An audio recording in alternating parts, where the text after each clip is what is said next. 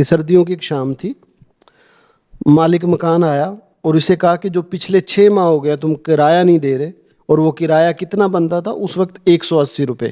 کھلے آسمان تلے دن گزارنے کی وجہ سے انہیں شدید نمونیا ہو گیا۔ دن اور گزرے تو سردی میں رات گزاری، سخت سردی تھی، تو ڈاکٹر کے پاس چیک اپ کے لیے گیا تو مالک مکان نے پچھلے 6 ماہ کا کرایہ جو کہ 180 روپے بنتا تھا انتہائی سخت لہجے میں طلب کیا۔ ماسٹر جی کے پاس بڑی مشکل سے کل 50 روپے نکلے جو مالک مکان نے رکھ لیے، مگر انہیں مہلت دینے کے بجائے دھمکی دی کہ اگر بقایا رقم نہ ملی تو سامان باہر پھینک دیا جائے گا۔ السلام علیکم اسٹوڈینٹس، امید کرتا ہوں آپ خیریت سے ہوں گے۔ جی اسٹوڈینٹس، 10th کلاس کی جو نیو بک ہے اردو کی، اس کا سبق نمبر 3 ہے محسن محلہ۔ اس ویڈیو کے اندر بیٹا اس کا خلاصہ آسان لفظوں میں اور پورے نمبر والا خلاصہ اس ویڈیو کے اندر کریں گے، اور کریں گے کیا، میں آپ کو بیٹا یاد کرواؤں گا۔ جو بچہ اس ویڈیو کو سن لے گا اس کو خلاصہ کبھی نہیں بھولے گا، اور کیونکہ پیئرنگ سکیم جو ہماری 10th کلاس کی اردو کی ہے اس کے مطابق اگر آپ یہ پہلے 5 سبق کے خلاصے کر لیتے ہیں تو آپ کا بورڈ کے پیپر میں خلاصہ ہو جائے گا۔ تو یہ محسن محلہ یعنی انہی 5 امپورٹنٹ خلاصے میں سے بورڈ کے لیے امپورٹنٹ ہے۔ بیٹا ویڈیو اگر آپ نے کہیں غلطی سے پوری سن لی نا تو انشاءاللہ ساری سال، نہ صرف سارے سال بلکہ آپ کو زندگی میں خلاصہ نہیں بھولے گا۔ آپ مطلب کلاس میں کھڑے ہو کے بتایا کریں گے، سر یا میم یہ ہوا تھا اس میں خلاصے میں، اس ٹائم یہ ہوا تھا، یہ فلاں کے پاس گیا تھا۔ کیونکہ میں نے بیٹا بہت محنت کے ساتھ یہ خلاصہ تیار کیا ہے، مطلب ایک تو یہ پورے نمبروں والا خلاصہ ہے اور آپ کو ویڈیو سننے سے یاد ہو جانا ہے۔ تو ویڈیو کو بیٹا ضرور لائک کر دیں، اور جو بچہ چینل پہ نیا ہے نا چینل کو بیٹا ضرور سبسکرائب کر دے۔ اچھا سبسکرائب چاہے کمنٹ پڑھ کے کر دے، جو میرے پرانے بچے مجھ سے یاد کرتے ہیں چیزیں، کہتے ہیں کہ سر آپ ہمیں یاد بہت اچھا کرواتے ہیں، کمنٹ پڑھ کے آپ چاہے سبسکرائب کر دیجیے گا۔ اور جو میرے پرانے بچے بیٹا جلدی سی کمنٹ کریں اور بتائیں نئے بچوں کو کہ ہم اس چینل پہ کیسے تیاری کر رہے ہیں لاسٹ آف اسٹڈی پہ، اور میں کیسے آپ کو تیاری کرواتا ہوں۔ تو چلے جی شروع کرتے ہیں ویڈیو کو، ٹھیک ہے۔ بیٹا سبق کا نام یاد تو اس میں پیپر میں دیا ہوگا محسن محلہ۔ مصنف کا نام ہے جی اشفاق احمد۔ میرے فیوریٹس رائٹروں میں سے ایک رائٹر یہ ہے اشفاق احمد۔ اگر کبھی آپ کو ٹائم ملا تو زاویہ اس کی بکس ہیں، مطلب بکس کئی ہیں، نام زاویہ ہے، پھر اس کے ورژن کافی ہیں، بہت ہی مزیدار قسم کے رائٹر ہیں۔ تو خیر محسن محلہ سبق کا نام ہے، مصنف کا نام بیٹا کیا ہے؟ اشفاق احمد۔ مصنف کا نام بیٹا ہے اشفاق احمد، اوکے۔ اب یہ کہانی ہے جی ہماری ماسٹر الیاس کی، جو محسن محلہ یہ نام ہے محلے کا، ٹھیک ہے، محسن محلہ، یہ الیاس صاحب، ماسٹر الیاس صاحب اس محلے میں رہتے ہیں، اس کی کہانی ہے۔ تو آئیے دیکھتے ہیں جی اس کی کہانی میں کیا ہوتا ہے۔ پہلا جو ہمارا پیراگراف ہے، کسی کو ٹھیک سے معلوم نہیں تھا کہ ماسٹر الیاس اس محلے میں کب آئے اور کب انہوں نے وہ چھوٹی سی کوٹھڑی کرائے پہ لی، ٹھیک ہے، کسی کو نہیں پتا تھا کہ وہ کرائے کی جو کوٹھڑی میں رہتا ہے وہ کب آیا اور کب اس نے یہ کرائے پہ یہ کوٹھڑی لی۔ وہ امبالہ کے ایک مہاجر تھے، ٹھیک ہے، وہ کون تھے جی؟ امبالہ کے ایک مہاجر تھے، جن کی بولی سے بھی اس علاقے کی جھلک ملتی تھی، یعنی بولتے تھے یا بات کرتے تھے تو لگتا تھا یہ امبالہ کے مہاجر ہیں۔ وہ محلے کے بچوں کو گنتی سکھاتے تھے، تختی لکھنے کا کام بھی کرتے تھے۔ پرانا دور ہوتا تھا، اسکول بہت کم ہوتے تھے، تو لوگ اسی طرح کسی کے گھر جا کے اور مطلب سیکھتے تھے چیزیں، مطلب ان کی رائٹنگ اچھی تھی، تھوڑے میتھ میں اچھے تھے، ریاضی میں، تو محلے کے بچوں کو گنتی سکھاتے تھے اور دوسرا تختی لکھنے یعنی رائٹنگ بھی سکھاتے تھے، ٹھیک ہے جی۔ کسی کو ٹھیک سے معلوم نہیں تھا کہ ماسٹر الیاس اس محلے میں کب آئے اور انہوں نے وہ چھوٹی سی کوٹڑی کب کرائے پہ لی۔ وہ امبالہ کے ایک مہاجر تھے۔ پتہ کیسے چلا؟ جن کی بولی سے بھی اس علاقے کی جھلک ملتی تھی۔ وہ محلے کے بچوں کو گنتی سکھانے اور تختی لکھنے کا کام کرتے تھے۔ ان کی کل کائنات ایک اصیل مرغہ اور ایک بٹیر تھا جس نے اسے ڈور سے باندھ رکھا تھا۔ بیٹا اس کے پاس نا ایک اصیل مرغہ اور ایک بٹیرا بھی تھا، بٹیر جو بٹیرا ہوتا ہے جس کو بولتے ہیں، تو یہ اس کی کل کائنات تھی، چھوٹا سا کوٹھڑی میں رہتا تھا۔ انہوں نے ڈور سے باندھ رکھا تھا۔ محلے کے لوگ بظاہر ان کی عزت کرتے تھے، گزرتے ہوئے سلام بھی کر دیا کرتے، لیکن کسی کو ان کے ذریعے آمدن کا علم نہیں تھا۔ حقیقت یہ تھی کہ وہ انتہائی تنگی، غربت اور قسم پرسی میں دن گزار رہے تھے۔ یہ بیٹا تینوں ایک ہی لفظ ہیں، ٹھیک ہے، اگر قسم پرسی مشکل لگ رہا ہے تو انتہائی تنگی اور غربت میں دن گزار رہے تھے، ٹھیک ہے۔ مطلب मोहल्ले में क्योंकि पढ़ाता भी था, अकेला रहता था, तो लोग इज़्ज़त करते थे आते जाते हुए, मतलब सलाम की हद तक, ठीक है। लेकिन हकीकत में वो जो है ना गुर्बत में दिन गुजार रहा था। तो ये हमारा बेटा पहला जो पैराग्राफ है, इसमें अब देखें हमने क्या कहा है। किसी को मालूम नहीं था कि जो ये मास्टर इलियास है ये कहाँ से आया, कब इसने मोहल्ले में आया। जो मोहसिन मोहल्ला, इस मोहल्ले का नाम मोहसिन मोहल्ला है, मोहल्ले का नाम है मोहसिन मोहल्ला। तो वो इसका नहीं पता था उसने कोठड़ी कब किराए पे ली। वो अम्बाला के एक मुहाजिर लगते थे, क्योंकि उसकी बोली उस इलाके की झलक मिलती थी, बोलता ऐसे था। वो मोहल्ले के काम क्या करता था, बच्चों को गिनती सिखाने और तख्ती लिखने का काम करता था। आगे इसका एक और भी काम आएगा, वो बताता हूँ। इनकी कुल कायनात क्या थी बेटा, ये लफ्ज़ याद रखने, क्योंकि ये इंपॉर्टेंट पॉइंट्स हैं जो एग्जामिनर की नज़र ढूंढती है। उनके पास एक असील मुर्गा और एक बटेर था। ये असील मुर्गा जो हमारे शहरों के बच्चे हैं, जो मतलब ये नस्ल है एक मुर्गे की, ठीक है। और एक बटेरा था, उनके पास बटेर था जिसने उसने डोर से बांध रखा था। महल्ले के लोग बज़ाहिर इनकी इज़्ज़त करते थे और गुज़रते हुए सलाम भी करते थे, लेकिन इनको इनके ज़रिए आमदन का इल्म नहीं था। मतलब पता नहीं, इन्हें पता नहीं था भाई ये क्या करता है, कहाँ से कमाता है। लेकिन हकीकत में ये गरीब और गुर्बत और कसम पुरसी में दिन गुजार रहे थे, ठीक है जी। ये अब हमने पहले पैराग्राफ में इन मास्टर इलियास का जो है ना हमने बता दिया इंट्रोडक्शन। अब याद रहेगा इंट्रोडक्शन पहले खुलासे का, पहले पैराग्राफ का। अब चलते हैं जी दूसरे पैराग्राफ की तरफ। बेटा इस का खुलासे का जो पीडीएफ है वो मेरा चैनल है, एक व्हाट्सएप चैनल है, उसका लिंक मैं पहले कमेंट में डाल दूंगा। तो बाकी नोट्स भी और ये भी उधर शेयर कर दूंगा। वहाँ से अगर आपने प्रिंट लेना है या वैसे मोबाइल में रखना है वो आपको मिल जाएगा, ठीक है। तो पहले कमेंट में उस व्हाट्सएप चैनल का लिंक है। वो सिर्फ 10th क्लास का चैनल है व्हाट्सएप चैनल, तो उसको ज्वाइन कर ले। वीडियो की इन्फॉर्मेशन और इस तरह की चीज़ें वहीं पे अपलोड होती हैं, तो उस चैनल को ज्वाइन ज़रूर कर लें, पहले कमेंट में है। मास्टर इलियास हद से ज़्यादा सीधे और खरे इंसान थे, ठीक है, सीधे साधे इंसान थे, जिन्हें ज़माने की चालाकियों और खुशामद का इल्म नहीं था। मास्टर इलियास हद से ज़्यादा सीधे और खरे इंसान थे, जिन्हें ज़माने की चालाकियों और खुशामद का इल्म नहीं था। वो झूठ, हेरा फेरी, मुबालगा आराई और शेखी बिगाड़ने से कोसों दूर थे। झूठ भी नहीं बोलते थे, हेरा फेरी नहीं करते थे, मुबालगा आराई कर और शेखी बिगाड़ना करते हैं, बड़ी बड़ी फेंकना, उनसे नहीं होता। सीधे साधे आदमी थे, ठीक है। कैसे थे मास्टर इलियास? सीधे साधे खरे इंसान थे, चालाकी और खुशामद का बिल्कुल इल्म नहीं था। झूठ, हेरा फेरी, मुबालगा आराई, शेखी बिगाड़ने से कोसों दूर थे। वो मेरी ही तरह थे, सीधे साधे।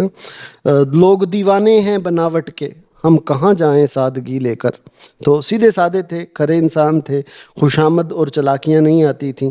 हेरा फेरी, मुबालगा आराई और शेखी बिगाड़ने कोसों दूर थे। उनकी गुफ्तगू में ना ग्रामर की गलतियाँ होती थी। बाज़ बंदे बोलते हुए ना गलतियाँ करते हैं, तो इस वजह से लोग इसे समझते थे कि ये कोई अहमक और गैर मोतबर शख्स है। गैर मोतबर आप एतबार से है कि मतलब बेतबारा सा बंदा है। उसकी ग्रामर की बोलते थे, तो जैसे मैं जा रहा हूँ, या कोई मतलब ग्रामर की गलतियाँ करता था बोलते, चूँकि वो किसी की झूठी तारीफ नहीं करते थे, इसलिए उसका कोई दोस्त भी नहीं था। मुआशरे के लोगों को वो अपने ऊपर एक बोझ की मानंद लगते थे। मतलब क्योंकि ये सीधा साधा आदमी था, बेचारा अकेला रहता था, ठीक है, सीधा साधा था, झूठ नहीं बोलता था, हेरा फेरी नहीं आती थी, शेखी नहीं बिगाड़ता था। और लोग इसे बस एवं बोझ ही समझते थे कि भाई क्या, क्योंकि देखिए आप आज जिस मुआशरे में रह रहे हैं ना, आप अपने दोस्त दोस्त आपके वो बनने जिनकी आप तारीफ करते हैं। मतलब बगैर तारीफों के आजकल दोस्त मिलना खुश नसीबों को मिलते हैं, ठीक है। तो ये किसी की झूठी तारीफ करता था ना, इसे आती थी, इसलिए इसका कोई दोस्त भी नहीं था। मुआशरे के लोग ऐसे समझते थे कि ये पता नहीं कहाँ से आ गया मोहल्ले में, बोझ ही समझते थे, ठीक है जी। ये अब हमने इसका दूसरा पैराग्राफ, इसी के बारे में इंट्रोडक्शन है। तो 2 पैराग्राफ बेटा इसके सबक के अंदर इंट्रोडक्शन के हैं, ठीक है। अब स्केच बन गया कि मास्टर इलियास किस तरह का था। मतलब मुझे ये पता चल गया कि यार ये गरीब इंसान था, सीधा साधा था, चालाकियाँ नहीं आती थी, शेखी नहीं बिगाड़ता था, बोलते हुए ग्रामर की गलतियाँ करती थी, लोग भी इसे बस अहमक सा समझते थे, और जो किसी की झूठी तारीफ नहीं करता था, इसलिए इसका कोई दोस्त भी नहीं था। तो मुआशरे के लोगों को वो अपने ऊपर एक बोझ की मानत लगते थे, ठीक है जी। अब ये हमने इसका इंट्रोडक्शन कर दिया जी, क्या नाम है, जो मास्टर इलियास है, ओके जी। अब तीसरे पैराग्राफ की तरफ चलते हैं जी। सर्दियों की एक शाम उनकी ज़िंदगी में एक कड़ा इम्तिहान लाई। सर्दियों की एक शाम इनकी ज़िंदगी में एक कड़ा इम्तिहान, बड़ा सख्त इम्तिहान लाई। मालिक मकान ने पिछले 6 माह का किराया जो 180 रुपये बनता था, انتہائی سخت لہجے میں طلب کیا۔ ماسٹر جی کے پاس بڑی مشکل سے کل 50 روپے نکلے جو مالک مکان نے رکھ لیے، مگر انہیں مہلت دینے کی بجائے دھمکی دی اگر بقایا رقم نہ ملی تو سامان باہر پھینک دیا جائے گا۔ وعدے کے مطابق 3 دن بعد مالک مکان ان کی کوٹھڑی کو تالا لگا دیا اور ان کا سامان سڑک پر پھینک دیا۔ ماسٹر جی بے بسی کے عالم میں اپنا سامان چارپائی سڑک پر ایک ٹرانسفارمر کے نیچے ڈال لی۔ اب یہ تیسرا جو بیٹا پیراگراف آپ کا شروع ہوتا ہے، اس میں مطلب وہ اس سبق کا مین تھیم جو ہے، یعنی جو اصل کہانی ہے وہ شروع ہوتی ہے کہ سردیوں کی ایک شام تھی، مالک مکان آیا اور اسے کہا کہ جو پچھلے 6 ماہ ہو گیا تم کرایہ نہیں دے رہے، اور وہ کرایہ کتنا بنتا تھا اس وقت 180 روپے، 180 روپیز 6 منتھ کا۔ تو مالک مکان آیا اور اسے کہا بھائی مجھے 6 ماہ کا کرایہ چاہیے اور یہ 180 روپے بنتا ہے۔ تو اس کے پاس بیچارے کے پاس 50 روپے جیب سے نکلے، اور اس نے وہی 50 رکھ بھی لیا اور کہا اگر بقایا کرایہ نہیں نہ دیا تو میں آپ کا سامان جو ہے نا وہ باہر پھینک دوں گا، تمہارے پاس 3 دن ہے۔ اب یہ جو تنگ پریشان، کیونکہ اس کے پاس کہاں سے پیسے ہیں ہی نہیں تھے، تو اب جو اس کو کہہ کے گیا تھا نا، یعنی 3 دن بعد آیا، اس سے پیسے مانگے، اس کے پاس پیسے نہیں تھے، اس نے جناب اس کا جو تالا لگایا، اس کے سامان باہر پھینکا اور اس کو نکال دیا۔ اس نے اپنے بیچارے نے جو تھوڑا بہت اس کے پاس سامان تھا، چرپائی تھی، وہ ٹرانسفارمر کے نیچے ایسے ہی بس رکھ دیا باہر گلی میں، اور یہاں ہمارا یہ پہلا پیراگراف مکمل ہوتا ہے۔ سردیوں کی ایک شام ان کی زندگی میں کڑا امتحان لائی۔ مالک مکان نے پچھلے 6 ماہ کا کرایہ جو 180 روپے بنتا تھا انتہائی سخت لہجے میں طلب کیا۔ ماسٹر جی کے پاس بڑی مشکل سے کل 50 روپے نکلے جو مالک مکان نے رکھ لیے، مگر انہیں مہلت دینے کی بجائے دھمکی دی اگر بقایا رقم نہ ملی تو سامان باہر پھینک دیا جائے گا۔ وعدے کے مطابق 3 دن بعد مالک مکان نے ان کی کوٹھڑی کو تالا لگا دیا اور ان کا سامان سڑک پر پھینک دیا۔ ماسٹر جی نے بے بسی کے عالم میں اپنا سامان اور چارپائی سڑک پر ایک ٹرانسفارمر کے نیچے ڈال لی۔ ٹھیک ہے جی، اب آ جائے جی نیکسٹ جو ہمارا پیراگراف ہے، اچھا یہ سیکنڈ لاسٹ پیراگراف ہے، ٹھیک ہے۔ ماسٹر صاحب نے کھلے آسمان تلے شدید سردی میں رات گزاری۔ اگلے دن وہ محلے کے صاحب ثروت لوگوں کے پاس ادھار مانگنے گیا۔ وہ شیخ کریم نواز کے پاس گیا، پھر اسماعیل بزاز کے پاس 200 روپے اور پھر کم کر کے 150 روپے قرض مانگنے گئے۔ سب نے مہنگائی کا رونا رو کر انکار کر دیا۔ ٹھیک ہے، پہلے آدھی بات اس کی کر لیتے ہیں پھر ہم آگے چلتے ہیں۔ اب بیچارے نے سردیوں کی جو رات تھی، سخت سردی کی رات تھی، آپ امیجن کریں گلی میں باہر سویا ہوا ہے، سخت سردی کی رات تھی، تو جب رات گزاری پتہ چلا یار یہاں تو کوئی گزارا نہیں ہے، تو وہ پھر 2 لوگوں سے پیسے مانگنے گیا۔ کس کس کے پاس؟ ایک کریم نواز کے پاس گیا، ٹھیک ہے، کیا نام تھا اس کا؟ شیخ کریم نواز، محلے کے صاحب ثروت، مطلب تھوڑے سے امیر اچھے دکھنے والے لوگ، صاحب ثروت اس کو بولتے ہیں۔ شیخ کریم نواز کے پاس گیا اور عثمان بزاز کے پاس گیا، 2 لوگوں کے پاس، عثمان بزاز اور شیخ کریم نواز، کے نام یاد رکھنے ہیں، ان کے پاس گیا۔ تو انہوں نے بھی جناب پہلے ان سے 200 روپے مانگے، پھر جیسے انہوں نے منع کیا، انہوں نے کہا یار 150 ہیں تو 150 روپے دے دو، تو انہوں نے پھر بھی منع کر دیا۔ ٹھیک ہے جی، تو ماسٹر صاحب نے کھلے آسمان تلے شدید سردی میں رات گزاری۔ اگلے دن وہ محلے کے صاحب ثروت لوگوں کے پاس ادھار مانگنے نکلا۔ وہ شیخ کریم نواز سے اور پھر اسماعیل بزاز کے پاس 200 روپے اور پھر کم کر کے 150 روپے قرض مانگنے گئے، مگر سب نے مہنگائی کا رونا رو کر انکار کر دیا۔ بیٹا بات یہ والا آدھا پیراگراف کلیئر ہو گیا۔ جب ساری رات سردی میں رات گزاری تو اس نے کہا گزارا نہیں ہے، تو جو محلے کے صاحب ثروت لوگ تھے، یعنی 2 لوگوں کے نام اپنے یاد رکھنے ہیں، ایک ہمارے پاس ہے شیخ کریم نواز اور دوسرا اسماعیل بزاز اور شیخ کریم نواز، ٹھیک ہے۔ ان 2 سے مانگے، ان سے کہا کہ 200 روپے دے دو، پھر انہوں نے انکار کیا تو کہتا چلیں 150 روپے ادھار دے دو، لیکن انہوں نے کہا یار مہنگائی بہت ہے، ہمارے پاس پیسے نہیں ہیں۔ اوکے جی، کھلے آسمان تلے دن گزارنے کی وجہ سے انہیں شدید نمونیا ہو گیا۔ بیچارہ ایسے ہی کھلے سوتا رہتا تھا، مطلب 2-4 دن اور گزرے تو سردی میں رات گزاری، سخت سردی تھی، تو ڈاکٹر کے پاس چیک اپ کے لیے گیا تو اسے نمونیا ہو گیا۔ ٹھیک ہے، شدید سردی میں کھلے آسمان تلے دن گزارنے کی وجہ سے انہیں شدید نمونیا ہو گیا۔ وہ گڑ گڑا کر جبار حلوائی کے پاس گئے اور علاج کے لیے 200 روپے قرض مانگا۔ یعنی جب نمونیا ہو گیا، نمونیا پتہ ہے نا، سردیوں میں جو سردی ہو جاتی ہے نمونیا ہو جاتا ہے، تو پھر وہ کس کے پاس گیا؟ یہ کیا نام ہے اس حلوائی کا؟ حلوائی کیا نام ہے؟ حلوائی کدھر گیا؟ جبار حلوائی. یعنی جب پہلے دو نام تھے، ٹھیک ہے، اور اس کے بعد پھر جب سردی لگی، نمونیا ہو گیا، ڈاکٹر کے پاس گئے، تو علاج کے لیے کس کے پاس گئے؟ جبار حلوائی کے. بھائی مجھے 200 روپے چاہیے، مجھے علاج کے لیے مجھے برائے مہربانی 200 روپے دے دو.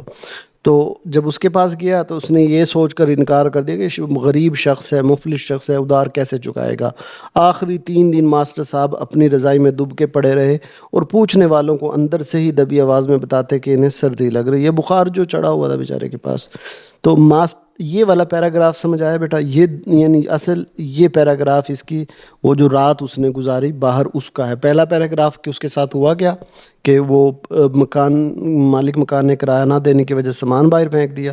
دوسرا پیراگراف جو ہے وہ کس طرح ہے کہ وہ کھلے آسمان تلے اس نے سردی میں رات گزاری. اب جب سردی لگی تو وہ صاحب ثروت لوگوں کے پاس گیا، یعنی شیخ کریم نواز اور اسماعیل بزاز کے پاس گیا کہ 200 روپے دے دو مجھے ادھارے. پھر ان کے انکار کرنے میں کہتے چلے 150 روپے دے دو، لیکن انہوں نے مہنگائی کا رونا رو کر منع کر دیا.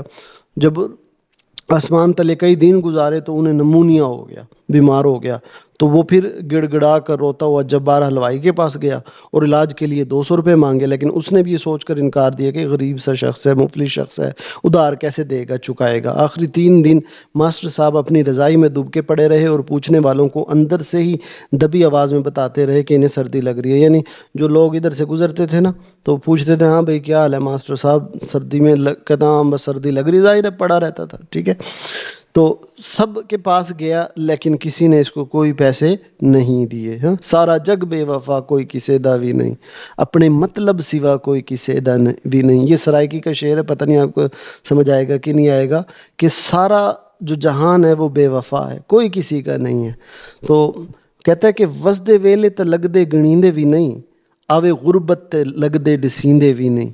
کہ جب آپ خوشحال ہو تو آپ کے جو رشتہ دار دوست ہیں وہ گننے بھی نہیں جاتے. وسدے ویلے تے لگ دے گنیندے بھی نہیں، آوے غربت تے لگ دے ڈسیندے بھی نہیں. تو شکلاں لکا کوئی کسے دا بھی نہیں، ان سے دامن تو ہر دو دامن بچا کوئی کسے دا بھی نہیں. تو ان سے اپنی بس یاریوں سے دوستیوں سے دور ہی رہو، وہی ٹھیک ہے، کوئی کسی کا نہیں ہے اس جہان میں، ٹھیک ہے. تو اس نے بیچارے نے یہ وقت گزارا. اب یہ آ گیا جی آخری اس کا مرحلہ. چوتھے روز فجر کی اذان کے وقت جب ماسٹر صاحب انتقال کر گئے، اب ظاہر نمونیا ہو چکا تھا، فجر کا وقت تھا وہ، اور کئی دن اس نے سخت سردی میں رات گزاری. تو چوتھے روز فجر کی اذان کے وقت جب ماسٹر صاحب انتقال گئے تو ان کے محلے والوں نے بڑے دکھ اور ہمدردی کا دکھاوا کیا. اب دیکھیں یہی تو ہمارے معاشرے کا رونا ہے. سبق کے آخر میں معاشرے کے بے حسی اور منافقت کا یہ تلخ پہلو سامنے آتا ہے کہ جن لوگوں نے ماسٹر جی کی زندگی میں انہیں علاج اور چھت کے لیے چند روپے ادھار نہیں دیے تھے، ان کے مرنے کے بعد کفن دفن کے لیے قطار میں کھڑے ہو گئے. شیخ کریم نواز نے 500 روپے نکال دیے. جب 12 لوائی دودھ کا پتیلا بھر کے لے آیا اور دیکھتے ہی دیکھتے شدید انتظامات کے لیے 811 روپے جمع ہو گئے. مطلب جب وہ فوت ہوا تو جی کھانے کے دستر جیسے ان کی کلخانی وغیرہ اور کفن دفن کے لیے. اب دیکھیں یہ ہمارے معاشرے کا جو ہے نا ایک تلخ حقیقت ہے کہ اسے ٹوٹل 150 روپے چاہیے تھے، وہ ساروں کے پاس گیا، کسی نے نہیں دیے، ٹھیک ہے. لیکن جب وہ مر گیا تو دکھاوے کے لیے وہ جو شیخ کریم نواز 150 نہیں دے رہا تھا، اس نے 500 نکال کے دیے. بھئی کفن دفن میرے ذمے، اور جبار حلوائی بھی پیسے دودھ کا پتیلا لایا، یہ لے جی میری طرف سے. تو اسے پہلے ہی 150 دے دیتے تو کیا پتہ اس کی زندگی بچ جاتی. لیکن ہمارا معاشرہ یہی معاشرہ ہے. تو یہ بیٹا جو اس طرح کے سبق ہوتے ہیں ان کو نا افسانہ کہتے ہیں، ٹھیک ہے. افسانہ ہوتا ہے کہ جس میں نا ہم ایک بتانے کی کوشش کرتے ہیں کہ یہ دیکھیں ہم اگر پہلے یہ کر دیں، زندہ لوگوں کی مدد کر دیں جو ہمارے سامنے ہیں، تو کیا پتہ ہم ان کو مرنے سے بچا لیں. اور بعد میں جو دکھاوے کی جو ہم کرتے ہیں اس سے بہتر ہے کہ ہم چھپ کے 150 ہی ادھار دیتے تو آج وہ زندہ ہوتا ہے. تو یہ بیٹا ہمارا سبق تھا. امید ہے آپ کو اس کا اسکیچ اچھا خاصا آپ کے ذہن کے اندر بن گیا ہوگا. ٹھیک ہے، اس کے بعد میں بیٹا یہ 2 منٹ کی ویڈیو بھی چلا دیتا ہوں، یہ اوور آل پورا خلاصہ جو ہے یہ پڑھے گی، تو آپ جب اس کو سنو گے تو یہ جو ہے نا آپ کو یاد ہو جائے گا. ٹھیک ہے بیٹا، ویڈیو کو ضرور آپ نے لائک کرنا ہے. تو میں اس کی نا 2 منٹ کی ایک ویڈیو چلا دیتا ہوں جس سے یہ پورا بولیں گے. ٹھیک ہے، آپ کے ذہن میں اسکیچ بن جائے گا، اور انشاءاللہ جب بھی آپ کو لکھنا ہوا نا تو آپ کو یہ خلاصہ یاد رہے گا. بیٹا اپنا بہت سارا خیال رکھیے گا. اللہ حافظ. سبق کا نام ہے محسن محلہ. اس سبق کے مصنف ہیں اشفاق احمد. تو چلیے شروع کرتے ہیں. کسی کو ٹھیک سے معلوم نہیں تھا کہ ماسٹر الیاس اس محلے میں کب آئے اور کب انہوں نے وہ چھوٹی سی کوٹھڑی کرائے پر لی. وہ امبالہ کے ایک مہاجر تھے جن کی بولی سے بھی اسی علاقے کی جھلک ملتی تھی. وہ محلے کے بچوں کو گنتی سکھانے اور تختی لکھنے کا کام کرتے تھے. ان کی کل کائنات ایک اصیل مرغا اور ایک بٹیر تھا جسے انہوں نے ڈور سے باندھ رکھا تھا. محلے کے لوگ بظاہر ان کی عزت کرتے تھے اور گزرتے ہوئے سلام بھی کرتے تھے، لیکن کسی کو ان کے ذرائع آمدن کا علم نہیں تھا. حقیقت یہ تھی کہ وہ انتہائی تنگی، غربت اور قسم پرسی میں دن گزار رہے تھے. ماسٹر الیاس حد سے زیادہ سیدھے اور کھرے انسان تھے جنہیں زمانے کی چالاکیوں اور خوشامد کا بالکل علم نہیں تھا. وہ جھوٹ، ہیرا پھیری، مبالغہ آرائی اور شیخی بگارنے سے کوسوں دور تھے. ان کی گفتگو میں گرامر کی غلطیاں ہوتی جس کی وجہ سے سننے والے انہیں احمق یا غیر معتبر سمجھتے تھے. چونکہ وہ کسی کی جھوٹی تعریف نہیں کر سکتے تھے اس لیے ان کا کوئی دوست بھی نہیں تھا. معاشرے کے لوگوں کو وہ اپنے اوپر ایک بوجھ کی مانند لگتے تھے. سردیوں کی ایک شام ان کی زندگی میں ایک کڑا امتحان لائی. مالک مکان نے پچھلے 6 ماہ کا کرایہ جو کہ 180 روپے بنتا تھا انتہائی سخت لہجے میں طلب کیا. ماسٹر جی کے پاس بڑی مشکل سے کل 50 روپے نکلے جو مالک مکان نے رکھ لیے، مگر انہیں مہلت دینے کے بجائے دھمکی دی کہ اگر بقایا رقم نہ ملی تو سامان باہر پھینک دیا جائے گا. وعدے کے مطابق 3 دن بعد مالک مکان نے ان کی کوٹھڑی کو تالا لگا دیا اور ان کا سامان سڑک پر پھینک دیا. ماسٹر جی نے بے بسی کے عالم میں اپنا سامان اور چارپائی سڑک پر ایک ٹرانسفارمر کے نیچے ڈال لی. ماسٹر صاحب نے کھلے آسمان تلے شدید سردی میں رات گزاری. اگلے دن وہ محلے کے صاحب ثروت لوگوں کے پاس ادھار مانگنے نکلے. وہ شیخ کریم نواز اور پھر اسماعیل بزاز کے پاس 200 اور پھر کم کر کے 150 روپے قرض مانگنے گئے، مگر سب نے مہنگائی کا رونا رو کر انکار کر دیا. کھلے آسمان تلے دن گزارنے کی وجہ سے انہیں شدید نمونیا ہو گیا. وہ گڑ گڑا کر جبار حلوائی کے پاس گئے اور علاج کے لیے 200 روپے قرض مانگا، لیکن اس نے بھی یہ سوچ کر انکار کر دیا کہ یہ مفلس شخص ادھار کیسے چکائے گا. آخری 3 دن ماسٹر صاحب اپنی رضائی میں دبکے پڑے رہے اور پوچھنے والوں کو اندر سے ہی دبی آواز میں بتاتے کہ انہیں سردی لگ رہی ہے. چوتھے روز فجر کی اذان کے وقت جب ماسٹر صاحب انتقال کر گئے تو ان کی موت پر محلے والوں نے بڑے دکھ اور ہمدردی کا دکھاوا کیا. سبق کے آخر میں معاشرے کی بے حسی اور منافقت کا یہ تلخ پہلو سامنے آتا ہے کہ جن لوگوں نے ماسٹر جی کی زندگی میں انہیں علاج اور چھت کے لیے چند روپے ادھار نہیں دیے تھے، ان کے مرنے کے بعد کفن دفن کے لیے قطار میں کھڑے ہو گئے. شیخ کریم نواز نے فوراً 500 روپے دیے. جبار حلوائی دودھ کا پتیلا بھر لایا اور دیکھتے ہی دیکھتے شاندار انتظامات کے لیے 811 روپے جمع ہو گئے. یہاں ہمارا خلاصہ ختم ہوتا ہے. یہ خلاصہ آپ تک اس انداز میں پہنچایا لاسٹ ہوپ سٹڈی کے سر نادر حسین نے. کامنٹ میں سر نادر کے بارے میں آپ کیا کہتے ہیں ضرور لکھیے گا، اور ہاں، ویڈیو کو لائک اور چینل کو سبسکرائب ضرور کر دیجیے گا. بہت شکریہ. اللہ آپ کا حامی و ناصر ہو.